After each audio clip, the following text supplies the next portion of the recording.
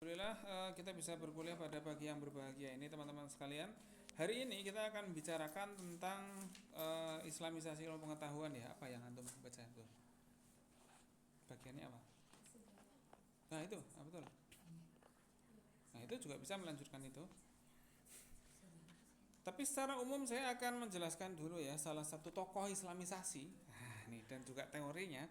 Apa sih sebenarnya Islamisasi itu? Nah, masih ingat nggak apa itu Islamisasi teman-teman? Situ ada kan ya? Hah? Usaha? Dalam mengislamisasikan pengetahuan.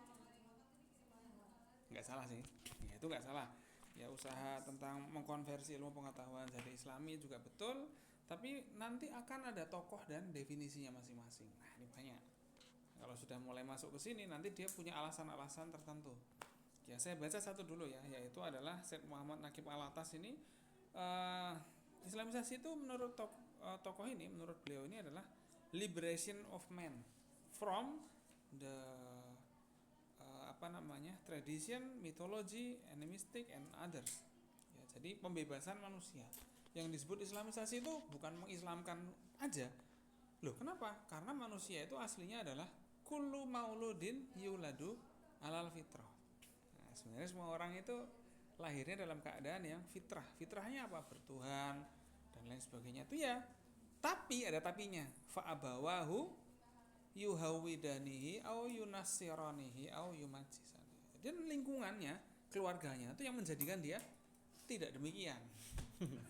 Orang yang lahir di keluarga Kristen, maka setelah dia lahir dia akan jadi orang Kristen dan lain sebagainya. Meskipun nanti pada kemudian hari dia akan mendapat hidayah, iya, kan gitu kan. Bisa aja kayak gitu. Tapi yang utama dari Islamisasi itu intinya adalah pembebasan manusia dari apa? Tradisi magis. Magis itu apa teman-teman? Sihir ya. Sihir itu adalah suatu hal yang digunakan untuk sarana tercapainya sesuatu. Misalnya pengen apa? Saya pengen punya warung makan rame. Apa yang dicari? Apa yang digunakan? Kadang menggunakan sihir. Sihirnya apa? Macam-macam. Antum browsing aja sih, macam-macam cara membuat warung rame dengan sihir. Browsing caranya, browsing ada banyak. Karena sihir itu disebut ilmu gitu loh.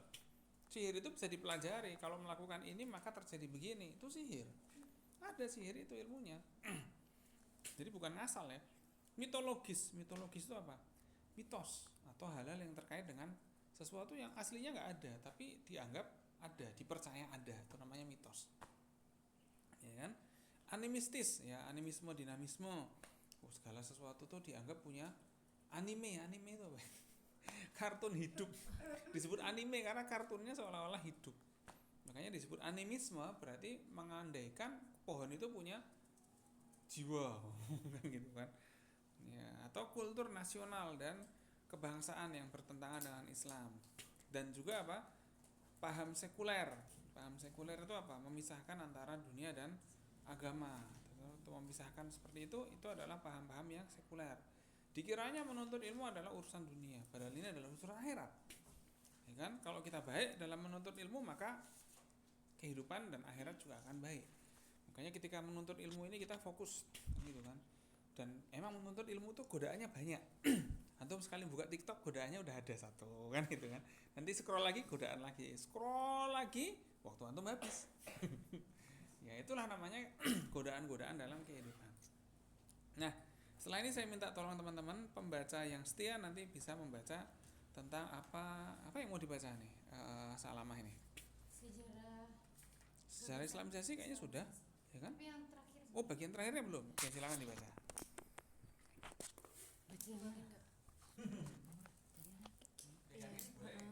Jadi ini untuk video nanti ngeliat situ dari sini.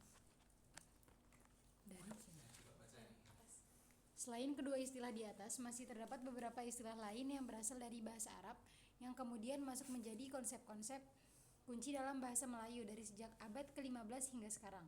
Nah, konsep-konsep itu diantaranya adalah yang pertama ruh, akal, kalbu, kalbu, nafsu, faham, jasad, jism, jasmani, jauhar, juz, kuliah, ilham, sadar.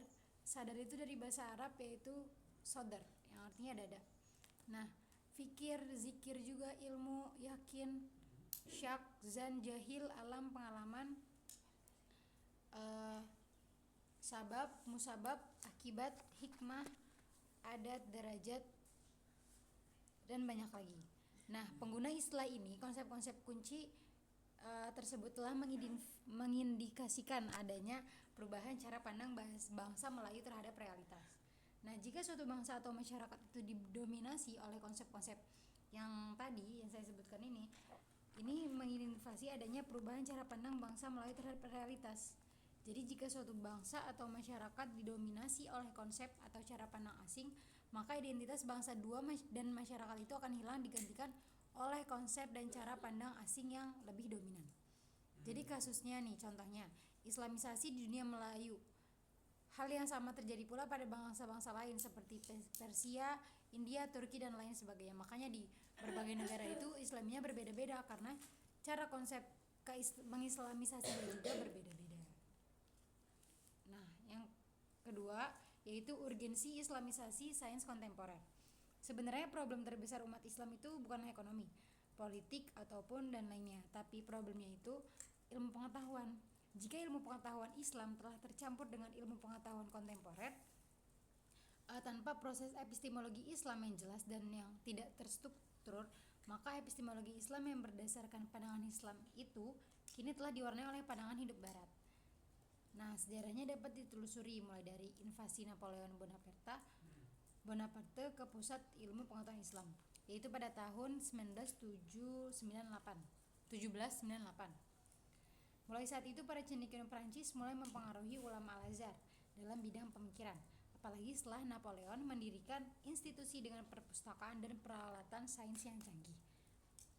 Kemunduran pemikiran Islam hampir tidak terbayangkan. Secara konseptual, Islam dan Barat memiliki persepsi berbeda tentang ilmu dan agama. Sementara tradisi intelektual Islam berkembang karena dan sejalan dengan agama.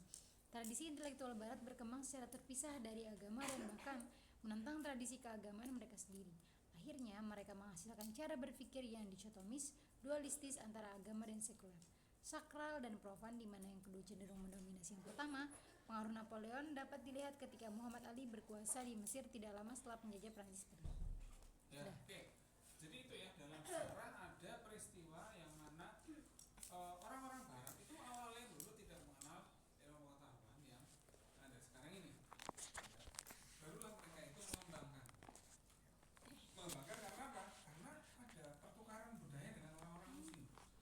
Jadi dulu itu orang di Barat itu tidak seperti sekarang ini yang maju. Mereka ada di belakang peradaban Islam. Baru sekarang ini kebalik. Mereka nyelip ke depan kita lagi di belakang mereka. Dan kita lagi mundur. Nah, gitu ya. Oke, silakan dilanjutkan. Ya, betul itu. Peristiwa pendidikan, betul. Nah, silakan dibaca. Yang agak lebih canggih, beberapa dari mereka yang telah terbelenggu oleh pandangan dualistis memberikan perhatian yang sedikit sekali pada pengembangan yang telah dilakukan oleh para cendekiawan dan pemikir Muslim yang mumpuni di segala bidang. Mereka lebih cenderung memberikan penekanan yang berlebihan pada pengembangan institusi, seakan-akan institusi-institusi itu dapat didirikan dengan baik dan bertahan hidup tanpa partisipasi cendekiawan dan pemikir yang mumpuni dan kreatif. Selain itu, ada juga kelompok yang mungkin menganggap bahwa ketika elemen-elemen Barat tertentu yang bertentangan dengan pandangan hidup Islam seperti yang diidentifikasi oleh al-atas di atas dikeluarkan dari pikiran itu akan kosong untuk sementara waktu sebelum dimasuki isi baru, yaitu istilah-istilah dan konsep-konsep Islam. Di sini harus ditegaskan bahwa dewesternisasi dan Islamisasi ilmu pengetahuan adalah kerja-kerja kognitif dan spiritual yang terjadi secara bersamaan tanpa ada celah waktu. Kemudian, sebelum memisahkan dan mengeluarkan ide-ide dan konsep-konsep yang tidak Islami, Barat atau yang lainnya, seseorang pertama-tama harus mampu mengidentifikasi semua itu dan memiliki pemahaman yang mendalam mengenai pandangan dunia Islam. Berikut semua elemen dan konsep kuncinya.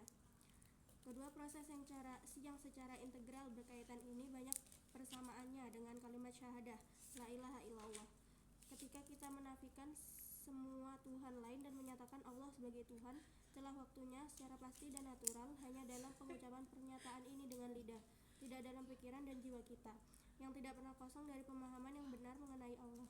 Demikian pula halnya yang terjadi ketika islamisasi pelbagai disiplin ilmu masa kini dilakukan.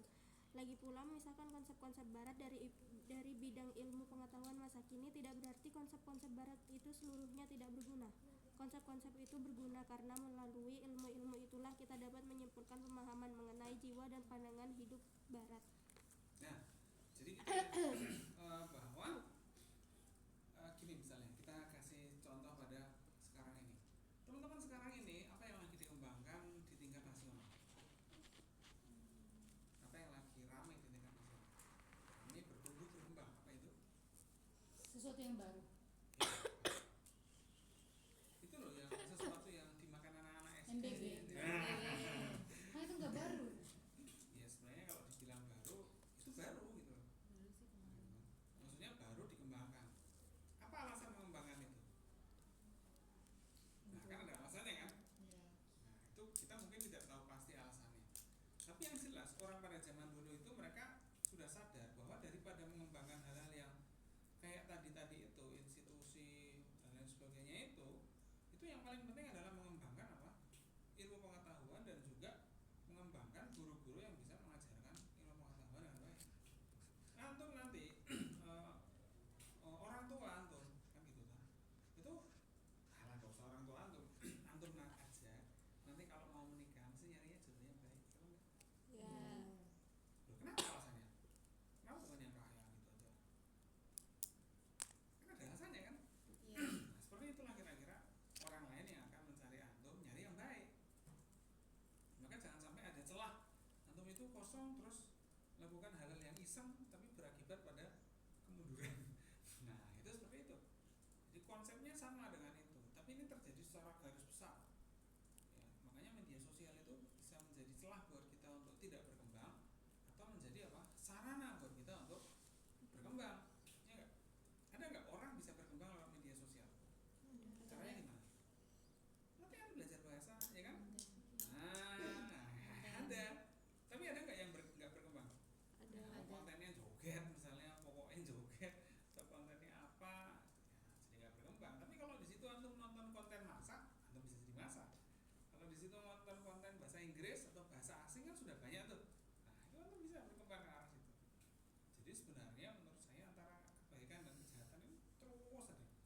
Jadi kita nggak usah khawatir. Zaman sekarang nih, masya Allah banyak sekali kerusakan.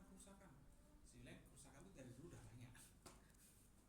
Ya tinggal pertanyaannya kita ikut rusak atau ikut mengambil keuntungan dari kerusakan itu apa enggak? Ikut rusak, ikut ngerusak, atau ikut ngambil keuntungan dari peristiwa rusak-rusakan itu.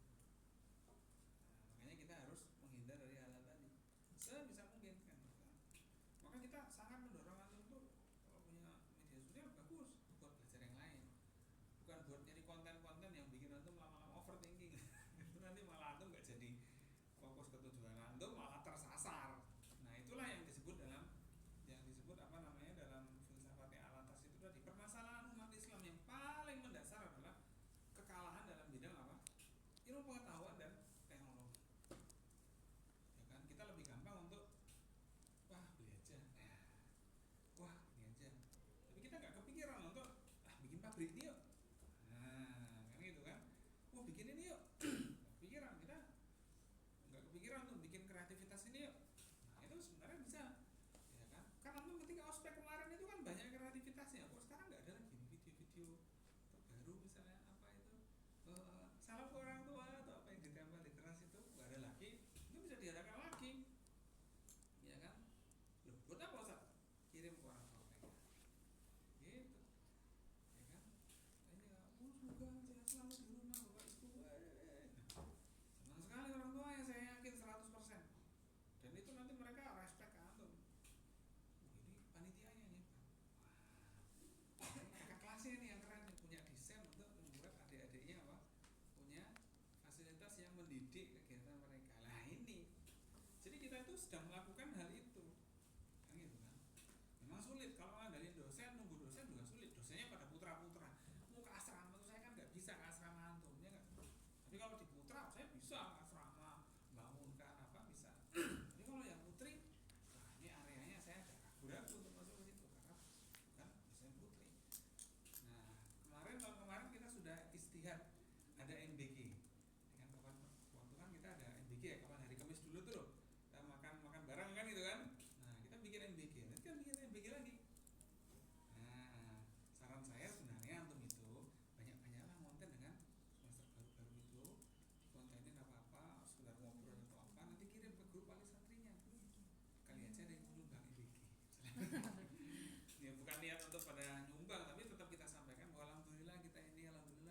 IMBG berikutnya ini penanggung jawabnya ini loh, pasti ada yang ini.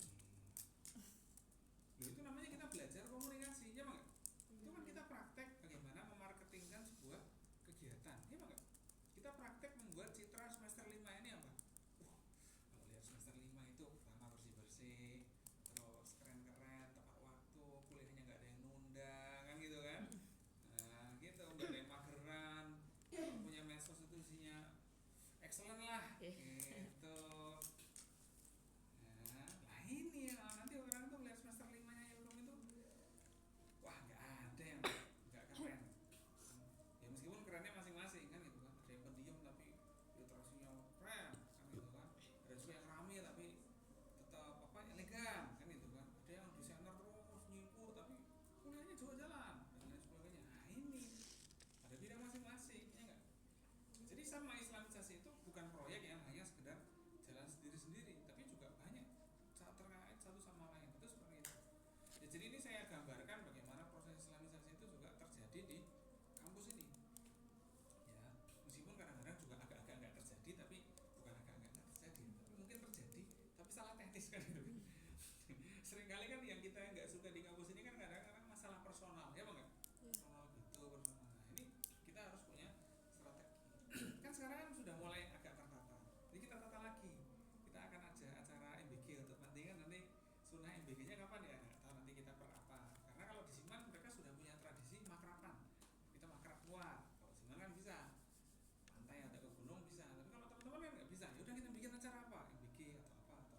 Kita bikin acara apa? Apakah kita kemah di depan lab sini misalnya kan gitu kan. Kita bikin api unggun depan situ atau gimana? Nah kita cari banyak cara untuk kita bersenang-senangan dengan cara yang baik. Nah itu yang kita harapkan. Ya, sebagai calon-calon ibu di masa depan, teman-teman harus dipenuhi dengan rasa cinta dan rasa senang-senang untuk terus berjuang. Gitu. Ya, jangan sampai nanti di sini dimarah-marahin aja. Makanya saya bukan nggak pernah marah-marah, tapi saya sayang banget kalau untuk dimarahin anak-anak ini, anak-anak yang semua nih, tinggal diarahkan nanti kan bisa. Soal belum bisa diajarin kan bisa. Nah itu yang kita harapkan dari pelajaran ini. Ya, oke ya, coba dilanjutkan lagi. Siapa yang membacanya nih? Dila. Nah, silakan dibaca. Tolong itu videonya. Ini kan. Ini jadi contoh nih. Pak.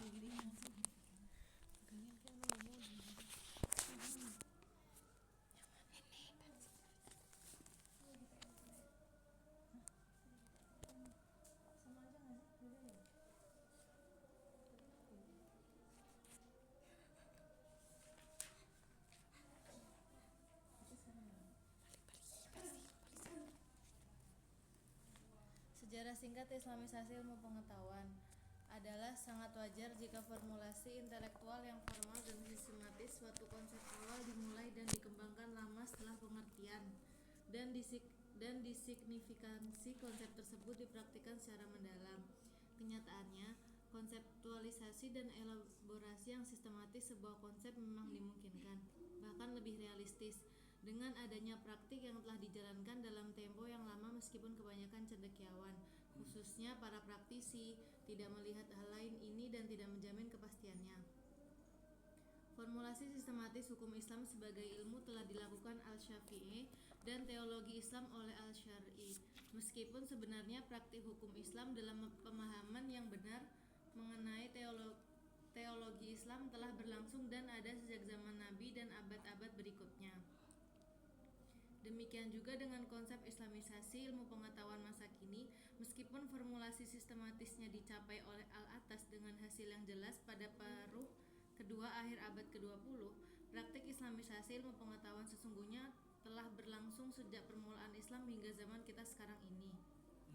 Ayat pertama yang diwahyukan kepada Nabi secara jelas menegaskan semangat Islamisasi ilmu pengetahuan kontemporer, yaitu ketika Tuhan menekankan bahwa Dia adalah sumber dan asal ilmu pengetahuan manusia. Lanjut Ustaz. Ya, udah satu halaman. Setengah. Oh iya, lagi. Dalam surat Al-Alaq ayat 1-5, Allah memerintahkan Nabi Muhammad, yaitu bacalah dengan menyebut nama Tuhanmu yang menciptakan. Dia telah menciptakan manusia dari segumpal darah. Bacalah, dan Tuhanmu lah yang maha pemurah, yang mengajar manusia dengan perantaraan kalam. Dia mengajarkan kepada manusia apa yang tidak diketahuinya. Di sini tampak bahwa ayat-ayat itu telah mengislamkan pandangan dunia pra-Islam dari aspek ontologis dan epistemologis yang mendasar. Pertanyaan ontologis yang mendasar dan isu lain yang berkaitan, seperti apakah manusia itu sendirian di alam raya ini, dan apakah manusia harus menemukan segala sesuatu sendirian, secara otomatis telah terjawab. Secara epistemologis, khususnya isu-isu mengenai Tuhan sebagai sumber segala ilmu pengetahuan dan sebagai guru umat manusia juga sangat signifikan. Yang juga penting adalah implikasi bahwa karena sumber ilmu pengetahuan adalah Tuhan universal yang tidak terikat dengan batasan nasional, etnis, atau bahkan berhubungan dengan masalah gender, maka ilmu pengetahuan itu ketika datang dari sumber ilahi dengan sendirinya bersifat universal dan tidak dirasuki oleh ciri-ciri nasional, etnik, atau gender. Ini udah Ya. Nah, oke. Ini teman-teman sekalian, ini kita kan sudah 3 orang ya. Nah, kita penjelasan nih. Nah, tadi kita sudah melihat ya bahwa ternyata memang upaya Islamisasi itu upaya pembebasan manusia dari tradisi itu. Yang paling sulit jalannya adalah lewat jalan pendidikan tadi itu. Ya, jalan pendidikan tadi diantaranya apa? Ilmuwan tadi. Karena gini ya, kadang-kadang kita melihat ilmuwan-ilmuwan itu banyak juga ya masih sibuk pada dirinya sendiri, belum sampai apa mengembangkan masyarakat dan lain sebagainya. Ya mengajar itu kelihatannya kan gampang, cuma nyampaikan materi, tapi nanti sampai membuat antum punya kegiatan yang bagus dan lain sebagainya itu kan butuh waktu sekali. Nah ini adalah contoh, antum aja terdidik lewat beberapa kegiatan yang kita buat aja, ini masuk tahun ketiga ya emang nggak? Berarti emang nggak bisa setahun doang langsung hebat, nggak bisa, ada proses yang antum harus ulangi. Apalagi nanti masuk lagi mahasiswa baru, ngulangi lagi prosesnya. Nah ini yang sulit ini ya. Tapi bukan hanya itu aja, dulu antum masuk mungkin belum ada apa, belum ada isu apa, belum ada tantangan apa. Mahasiswa baru sekarang yang masuk sudah punya isu ini, sudah punya isu itu. Mungkin nanti ya mahasiswa ilkom mungkin tahun berapa nanti, tahun antum lulus lah mungkin itu, mereka mungkin udah dapat MBG. Kalau antum dulu kan nggak dapat MBG kan itu. Nah itu kita nggak tahu kira-kira bentuknya gimana mahasiswa yang dulunya dapat MBG itu kan gitu kan. Nah ini hal-hal seperti inilah kira-kira yang menjadi konsen kita dalam membicarakan Islamisasi. Ya kebijakan itu sangat sentral sekali ya, apalagi nanti jika ada kebijakan pendidikan. Ya jadi andai kata itu MBG itu nanti bisa dikonversi jadi SPP mahasiswa, antum sekolah nggak bayar. Wah itu kan enak ya nggak? Orang tua antum hanya tinggal mikirin apa? Bulanan terus mikirin makanan bergizi, ya tetap bisa dapat makanan bergizi. Kalau antum bisa berhemat ya kan, nggak bayar sekolah kan uangnya bisa buat makanan bergizi. Tapi kalau uangnya buat makanan bergizi, sekolahnya bayar itu kan juga setback kan gitu kan. Jadi hal-hal seperti itu tuh adalah contoh di mana orang itu punya konsen sendiri, kebijakan pemerintah itu juga punya konsen sendiri. Maka Islamisasi juga tidak bisa berhenti di situ. Makanya mumpung antum SPP-nya masih bayar, dari sekarang sambil susah-susah itu antum berdoa ya kan. Jadi dalam hadis itu ada hadis yang bunyinya gini, apa ya saya nggak lupa tuh, khairus sodakoti juhdul mukil, khairus sodakoti juhdul mukil, kalau nggak salah itu hadisnya. Ada yang bisa browsing nggak nulis itu? Yang pintar-pintar nih, yang siapa namanya Gita atau Maftu itu coba diketik tuh, khairus sodakoti juhdul mukil kalau nggak salah. Mukilli, sedekah yang terbaik adalah sedekah yang dilakukan oleh orang yang berada dalam kesulitan. Ya kalau nggak salah itu, saya nggak lupa. Khairus sodakoti juhdul mukilli. Ketemu nggak? Kita atau siapa nih? Maftu ini yang kelihatannya literasinya ada atau apa? Narasi hadisnya saya nggak lupa. Matannya apa hadisnya? Sedekah yang paling afdal dan juga dari orang sebab. Ya, afdalus sodakoti ya. Afdal apa khair? Khair. Mana sih? Gimana kita atau Maftu? Khair atau afdal? Khairus sodakoh. Sedekah yang paling utama adalah usaha dari orang yang serba berpengalaman. Nah, jadi gini teman-teman sekalian, ibaratnya gini, antum punya uang 10.000, antum infak 10.000, berani nggak? Antum punya uang 10.000, antum infak 1.000, berani nggak? Berani? 1.000 dari 10.000 itu berapa per berapa? Seper 10. 1.000 dari 10.000 adalah seper 10. Saya ganti pertanyaannya. Antum punya uang 100.000, infak 10.000, berani nggak? Atau kerasa lebih berat? Saya ganti lagi pertanyaannya. Antum punya uang 1 juta, tapi kan sama kan 1/10 kan? 10.000 dari 100.000 sama dengan 1/10, ya enggak? Antum punya uang 1 juta, infak 100.000, berani nggak? Yang ngomong sekarang, tapi nanti wah sayang kan gitu kan. Jadi gitu ternyata teman-teman, ya kan? Padahal kan sama-sama 1/10, ya enggak? Ya, why not? Nah, jadi ternyata memang benar di sini bahwa orang itu kalau dalam keadaan yang sulit dan dia berusaha, misalnya dan dia berinfak, itu pahalanya lebih besar. Kenapa? Ya karena memang nggak punya apa-apa. Maka kayak antum ini lagi menuntut ilmu, SPP-nya juga sulit, mungkin kadang-kadang bulanannya berkurang atau apa, itu situasi yang pas untuk antum, bukan sedekah, untuk antum berjuang, bukan harus sedekah. Ini hanya permisalan aja. Kalau antum sebagai penuntut ilmu yang bayar SPP atau apa, ini waktu yang bagus untuk antum berdoa dan juga berusaha. Ini pas banget waktunya. Ya, bukan hanya antum, saya juga. Ya. Wah, saya juga dulu waktu S3 itu lama mikir. Sambil S3, teman-teman di luar tuh enak banget, S3 itu boleh nggak ngajar, terus dia bisa nulis terus tiap hari. Saya ketika S3 ngajar masih banyak, habis itu kerjaan pondok juga masih banyak, terus ini apa kira-kira ya? Lama saya mikir sambil jalan itu. Tapi setelah saya lulus S3 saya baru nyadar, oh ya benar juga ya. Jadi saya malah terlatih dengan kondisi-kondisi yang sulit itu tadi. Ya kan? Saya juga akhirnya oh iya benar, berarti memang manusia itu bagus juga, ada kesulitan untuk manusia itu bagus. Karena dari situ dia bisa terus berkembang. Nah, itu adalah pikiran kita sebenarnya sebagai seorang muslim, yaitu apa? Faida farokta fansop. Yes. Bukan faida farokta mager kan, bukan kayak gitu. Tapi ya memang kadang-kadang perlu juga untuk wah ya juga ya. Ya perlu juga kan gitu kan. Tapi dengan banyaknya kegiatan, nanti antum mager dikit sejam itu udah kerasa nikmat banget. Karena biasanya nggak pernah mager kan itu kan. Antum misalnya sehari berkegiatan, antum istirahat 15 menit itu rasanya enak banget. Kalau antum seharian udah tiduran, antum habis itu tiduran nggak kerasa apa-apa. Bahkan kalau antum seharian biasanya tiduran, buat kerja 15 menit kerasa capek banget. Nah, jadi seperti itu ternyata. Dan fakta yang menarik bahwa banyak sekali di luar negeri sana itu orang-orang itu bekerja terus. Bukan untuk keduniaan, ya emang sih kalau mereka kan non muslim hanya untuk keduniaan, untuk hidup. Tapi buktinya mereka dengan kerja itu, oh mereka malah tambah sehat. Makanya di luar negeri sana banyak orang-orang yang umurnya panjang-panjang. Bukan kenapa, bukan karena mager, tapi karena terus bekerja. Saya sering kali beberapa itu online dengan profesor-profesor dengan luar negeri. Umurnya berapa? 70 tahun. 70 tahun. Di sini 70 tahun dah. Karena jarang melakukan sesuatu. Di sana orang 70 tahun masih bahasanya masih bagus, terus mikir, masih ini nulis, masih karena biasa melakukan itu. Oh, saya jadi ngerti kenapa di Indonesia tidak begitu kan. Jadi memang, dan kalau antum lihat tuh orang-orang di kampung ya, mbah-mbah yang di kampung yang dia tuh petani atau apa itu rata-rata sehat-sehat, masih kuat-kuat, berdiri masih kuat, jalan masih kuat. Kalau yang biasanya cuma kayak saya nih duduk mengajar atau apa tuh umur 60 udah apa namanya mohon doanya. Ya Allah, makanya saya senang sekali kalau di sini jalan ke sini, jalan ke sana, di prank pindah kelas, saya senang aja kan gitu kan. Kenapa? Wah, saya jadi jalan ini. Jadi nggak apa-apa kalau sama saya, kalau sama yang lain jangan kan gitu kan. Kalau sama saya nggak apa. Ustaz kita di lab ya, tahu-tahu di lab nggak ada. Ustaz sorry kita pindah ke atas sana, saya senang kan gitu. Jadi saya jadi jalan.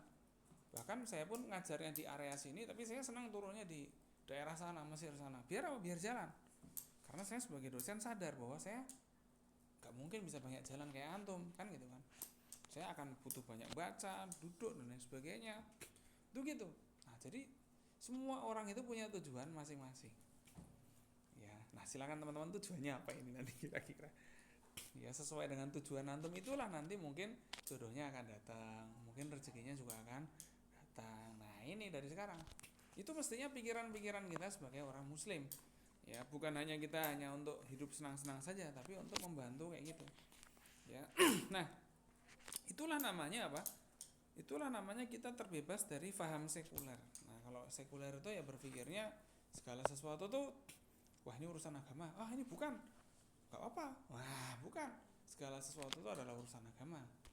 Ya teman-teman sekalian nih, contohnya kita nanti kawan-kawan bikin MBG, tapi kalau bisa harinya Senin Kemis ya, biar kalau yang pada puasa bisa jadi bukber kan gitu kan. Nah, masa itu cuma acara biasa? Bukan, itu adalah acara untuk kita renungan apa-apa. Nah, senang-senang gitu kan, yang puasa nanti jadi bisa buka puasa. Wah, nanti kapan itu? Saya tadi ngobrol sama Ustadz Maulana, katanya nantilah entah April atau awal Mei atau gimana nanti kita MBG. Wah, kalau nanti pas UTS sudah bisa, bagus juga itu nanti. Ya. Biar ini nanti lama-lama kita akan tambahkan lagi. Jadi ada acara rutin kita yang isinya itu apa? Caring and sharing. Nah, kalau teman-teman yang nggak punya uang, sharingnya dengan tenaga, kan gitu kan? Bantu apa. Kalau ada yang punya lebih, nanti sharingnya dengan makanan atau apa. Nah, itu namanya kita berusaha melakukan itu. Karena ketika kita terbiasa melakukan itu, lama-lama ternyata kita memberi, lama-lama uang yang kita punya itu makin banyak. Ya, bukan karena diberikan asal-asalan, tapi karena diberikan dengan niat yang baik. Nah, itu yang kita harapkan seperti itu teman-teman. Itu kita berbeda dengan orang yang sekuler. Ya. Nah, jadi gitu ya. Jadi yang disebut Islamisasi itu proses yang panjang, pembebasan manusia, diantaranya gitu tadi. Dari mitologi ya, mitos, tradisi mistis dan lain sebagainya. Nah, saya sekarang minta feedback dari teman-teman sekalian. Coba teman-teman sekalian saya minta teman-teman untuk istilahnya itu browsing lah ya. Browsing sebenarnya browsing satu artikel jurnal, nanti antum baca abstraknya. Ya, kita minta untuk baca abstraknya. Ya, kita minta nanti 3 orang lah ya, 3 orang. Ini yang belakang aja. Kemarin udah baca belum? Udah baca belum kemarin? Belum, 1. Belum baca. Nah, nanti saya minta 3 ya. Dari dari Nadia, dari Francisca ya. Francisca sama dari Safa ya. Oh iya, dari Saima. Oh, Safa ini itu Saima. Nah, itu untuk membacakan. Jadi antum tidak membrowsing, tapi yang lain browsing, nanti ngasih ke Saima atau ke Nadia atau ke Francisca untuk membacakan. Ya, apa yang di browsing? Satu aja tentang Islamisasi ilmu pengetahuan. Silakan mulai browsing. Teman-teman browsingnya, ya browsingnya di Google Scholar gitu ya. Ya. Lah ya, semuanya masuk YouTube. Itu sudah pegangin. Udah. Udah. Cantik. Itu udah kerekam. Udah direkam ini.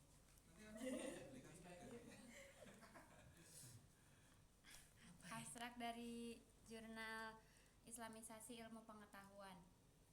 Muncul sebuah ide untuk mempertemukan alam fisik dengan metafisik, sehingga lahir keilmuan baru yang modern tetapi tetap bersifat religius dan berdasarkan tauhid, yang dikenal dengan istilah Islamisasi Ilmu Pengetahuan. Ide ini menjadi populer sejak dicanangkannya, yaitu pada awal tahun 80-an. Ide ini pertama kali dicetuskan oleh Syekh Naqib Al-Atas dan dipopulerkan oleh Ismail Ragi Al-Faruqi yang hingga sekarang masih menjadi pembicara di kalangan umat Islam. Hal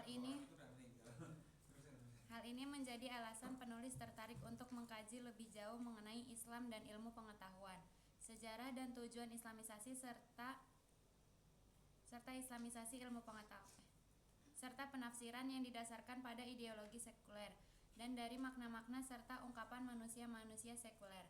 Hal ini berarti dengan Islamisasi ilmu pengetahuan, umat Islam akan terbebaskan dari belenggu hal-hal yang bertentangan dengan Islam, sehingga timbul keharmonian dan kedamaian dalam dirinya, sesuai dengan fitrahnya, untuk menuangkan kembali keseluruhan khazanah ilmu pengetahuan menurut wawasan Islam dan untuk melandingkan gagasannya tentang Islamisasi ilmu. Al-Faruqi meletakkan prinsip tauhid sebagai kerangka pemikiran, metodologi dan cara hidup Islam. Selanjutnya gantian Nadia apa Francisca dulu. Belum ada yang ngirim setia. Kirim di grup apa?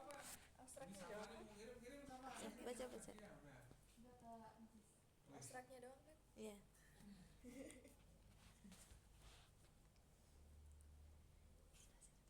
Enggak.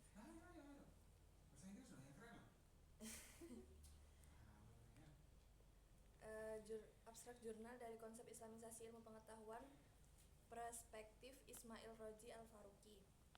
Abstract.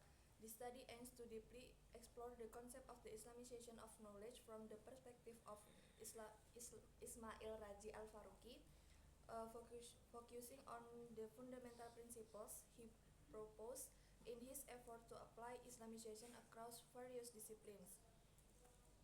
Using a qualitative approach with a descriptive Blue screen bisa laptop.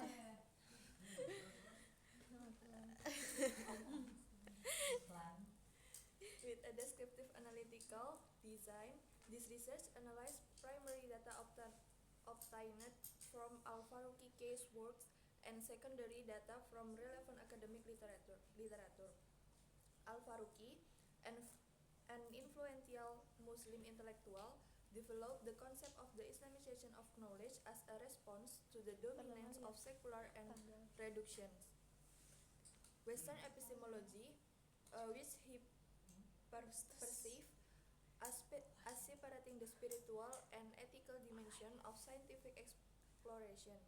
According to Al-Faruqi, Tauhid, the oneness of God, must serve as the epistemological foundation for all forms of knowledge, fostering knowledge that is holistic and aligned by Islamic values. Ya, aligned with Islamic values, terhubung dengan Islamic values. Oke, silakan Nadia.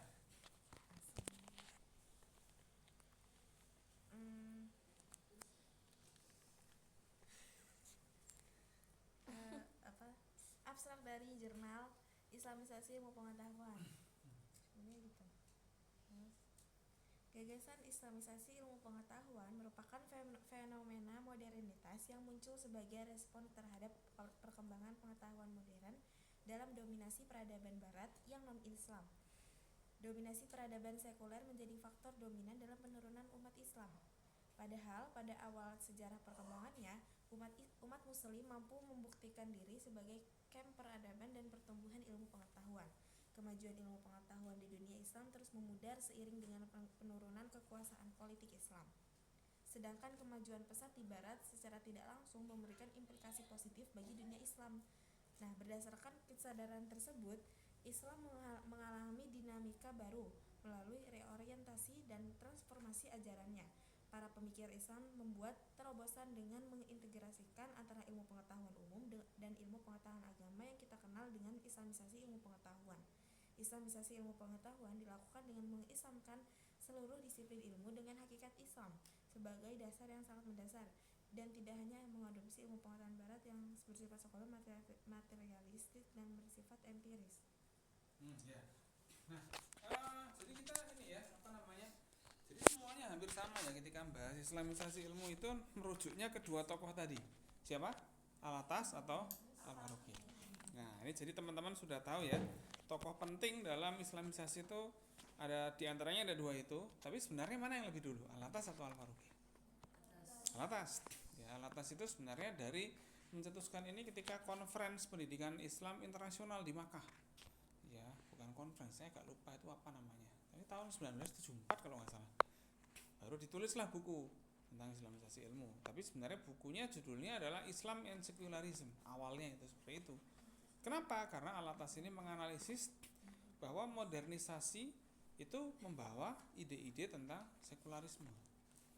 Ya kan? Contohnya apa modernisasi itu? Ya, kita misalnya ada media sosial. Itu modernisasi. Tapi yang ada di media sosial itu adalah apa? Gaya hidup barat. Tapi sekarang kita mulai imbang. Ya kan? Kita mulai imbang di media sosial itu, ustadz-ustadz juga mulai masuk media sosial kan gitu kan? Ada ini, itu dan lain sebagainya, kegiatan berbagi, donasi sudah mulai masuk media sosial. Nah, jadi sudah selalu ada keseimbangan.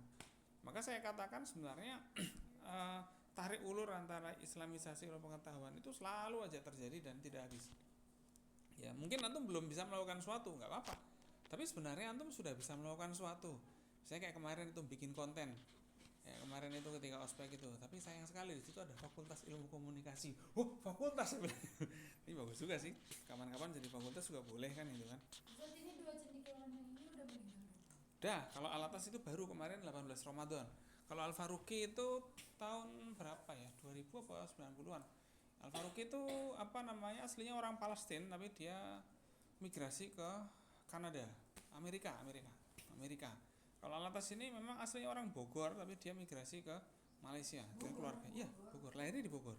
Indonesia. Iya. Ya. Ya aslinya gitu, tapi dia di Malaysia. Bogor Indonesia. Ya, browsing aja kalau Asal Malaysia tadi. ya kan. Terus juga sempat wajib militer juga, terus habis itu sekolah di Inggris dan seterusnya. Ya, dari Stek. Nah, itu jadi banyak sekali ya. Orang itu bisa punya Nah, sama kayak antum nanti mempelajari tokoh. Teman-teman, tokoh media siapa yang antum kira-kira tahu? Pendiri TikTok kira-kira siapa ya? Nah, ini harusnya antum tahu sampai ke sana. Apa kira-kira yang dipikirannya itu ketika mendirikan TikTok? Nah, gitu loh. Zhang Yiming, pendiri TikTok. Nah, iya, sekarang gimana latar belakangnya dia? Nah, itu sih antum pelajari itu, biar antum melihat orang itu jalannya kayak apa sih hidupnya. Kayak gini, ketika COVID, teman-teman, ketika COVID melanda, habis COVID itu ada orang yang mendadak kaya. Siapa itu? Orang yang mendirikan Zoom. Mendirikan aplikasi Zoom. Mesti dia mendadak kaya karena banyak kepake kan gitu kan. Nah, itu selalu terjadi kayak gitu.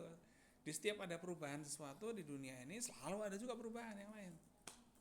Dulu tuh ada orang yang mendadak kaya gara-gara apa? Gara-gara punya Bitcoin. Tahu nggak teman-teman Bitcoin? Tahu kan? Sekarang 1 Bitcoin berapa? Gak ada yang tahu. 1 Bitcoin sekarang 1,2 M. Dulu tahun 2010 itu 1 Bitcoin paling 2 juta 3 jutaan. Bahkan belum terlalu ada nilainya tahun segitu. Bahkan dulu ada orang Ponorogo itu punya Bitcoin. Ketika Bitcoin harganya sampai naik sampai 100 juta, dia auto jadi orang kaya gara-gara punya beberapa Bitcoin. Wah, kenapa saya dulu nggak beli, saya pikir saya kayak gitu. Tapi ya takdir. Saya dulu juga sempat ini juga, tapi saya nggak tahu akunnya hilang. Waduh, hilang nih, jangan-jangan di situ udah ada 2 Bitcoin atau 3 Bitcoin kan lumayan, kita bisa sebulan kita bisa MBG di sini kan gitu kan. Saya juga nggak tahu, makanya saya masih mencari akun saya dulu yang hilang tuh. Ya karena saya dulu juga suka neliti kayak gitu. Nah, kayak gitu itu teman-teman sekalian. Bitcoin itu biasanya naik, nanti turun lagi, mungkin nanti akan turun lagi. Nanti ketika dia naik lagi akan ganti orang yang kaya. Jadi kehidupan itu kayak gitu. Ya, jadi nanti ada yang kaya, nanti gantian lagi. Seperti itu. Ya, jadi menurut antum enak nggak jadi kayak antum nih yang hidupnya biasa-biasa aja tuh enak nggak kira-kira? Ya sebenarnya dibilang enak ya enak aja. Daripada antum hidupnya kayak roller coaster kan gitu kan. Itu lebih serem lagi. Ya, hari ini naik Alphard, besoknya Alphardnya harus dijual kan gitu kan. Ya biasa terjadi kayak gitu. Makanya saya bilang itu normal day buat orang yang investor itu normal day. Maka teman-teman yang punya tanah banyak jangan dijual buat ternak kayak ya buat apa. Tapi kalau antum nggak punya ilmunya nggak bisa diapa-apain tanahnya kecuali dijual, ya nggak? Nah ini pendidikan itu penting. Sekarang itu kayak gitu. Karena banyak impor harga beras, padi jadi murah, petani rugi, akhirnya apa? Jual tanah. Nah, jadi antum lihat itu siklusnya. Berubah, ya kan? Nah, kita memahami islamisasi secara global seperti itu. Oh, ternyata masalahnya memang benar-benar ilmu pengetahuan. Jadi ilmu pengetahuan bukan dianggap sebagai sesuatu yang penting. Akhirnya biarin aja nggak kuliah, jadi YouTuber langsung kaya. Ya emang nggak masalah dan nggak salah. Tapi setelah itu nanti akan ada waktunya YouTube itu Turun. nanti gantian yang lain. Nanti gantian, mungkin nanti akan ada lagi media sosial yang baru. Nanti mungkin akan ada lagi. Nah, nanti bisa jadi di antara teman-teman ini ada yang langsung kaya duluan, ada yang apa, selalu terjadi kayak gitu. Makanya teman-teman semuanya tolong husnudun kepada Allah dan kita tetap berbuat terus, gitu ya. Kita nggak tahu kan. Makanya kalau teman-teman udah punya bekal dari sekarang, tawadhu, latihan baik dan lain sebagainya, nanti pas jadi orang punya uang insya Allah baik. Tapi kalau dari sekarang udah nggak jelas, pas punya uang nanti tetap nggak jelas juga, nggak berubah hidupnya kan gitu kan. Hanya berubah jumlah uangnya tapi nggak berubah hidupnya. Maka lama-lama hidupnya pun akan kembali seperti semula. Nah ini yang kita khawatirkan. Ya, nah itu teman-teman sekalian ya. Jadi mempelajari islamisasi itu juga membawa kita pada pelajari juga orang yang apa namanya, punya track record tuh kayak apa. Ya kita juga lagi bangun track record, kita ngajar dengan antum, ya kan, saya juga nulis, juga kita bikin video ini juga bikin jejak-jejak yang bisa ditinggalkan untuk masa depan orang-orang nanti. Ya, jadi video ini nanti akan ditonton orang-orang setelah kita nanti yang nonton video ini. Makanya saya pengen antum juga nanti punya tugas yang berupa apa? Podcastan itu tadi. Makin banyak podcast kita bicarakan tentang fenomena ini dan lain sebagainya, makin banyak akan terserahkan. Walaupun kita bukan ustadz, kan itu kan. Maksudnya bukan ustadz tuh, ya kita ustadz juga sih, ustadz sih. Cuman bukan ustadz banget kayak yang lain gitu loh. Ya, sampai hafal ayat-ayatnya juga nggak terlalu. Ya. Oke, mungkin itu yang bisa kita bicarakan hari ini ya. Kita tutup dengan bacaan hamdalah.